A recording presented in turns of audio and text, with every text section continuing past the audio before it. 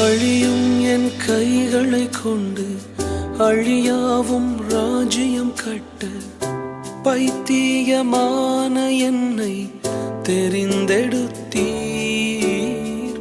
அழியும் என் உதடுகள் கொண்டு அழியாவும் வார்த்தையை சொல்ல எத்தனாய் வாழ்ந்த என்னை பிரித்தெடுத்தீர். ஆராதிப்பே